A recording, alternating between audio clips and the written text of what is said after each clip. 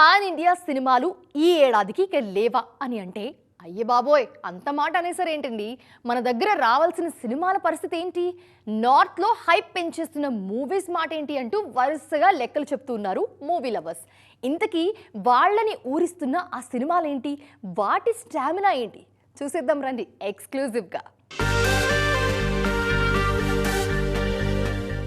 After Peddi what next అని ఆలోచిస్తే ఆయా షేర్ అంటూ పాన్ ఇండియా రేంజ్లో దుమ్ము దులపడానికి రెడీ అంటున్నారు natural star Nani. Already north and సౌత్లో ప్రమోషన్లు చేయడం బాగా అలవాటైపోయింది నానికి. ఇప్పుడు ది ప్యారడైజ్ విషయంలో మరింత దూకుడుగా దూసుకుపోతారనే టాక్ ఉంది. ఈవెన్ రణబాలి మూవీని విరోష్ కూడా అంతే ప్రెస్టీజియస్గా తీసుకున్నారు. ఆఫ్టర్ మ్యారేజ్ విరోష్ జంటకి రిలీజ్ అయ్యే తొలి సినిమా రణబాలి. లైగర్తో విజయ్ దేవరకొండ నార్త్ ఆడియన్స్కి బాగా తెలుసు. ఇక నేషనల్ క్రష్కున్న క్రేజ్ గురించి చెప్పాల్సిన పనే లేదు. సో జాగ్రత్తగా ప్లాన్ చేసుకుంటే రణబాలికి జబర్దస్త్ క్రేజ్ ఉంటుంది పాన్ ఇండియాలో.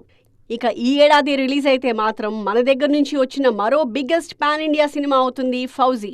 ఈ ఏడాది స్టార్టింగ్లో రాజాసాబ్తో డార్లింగ్ మెప్పిస్తారనుకుంటే తుస్సుమనిపించారు.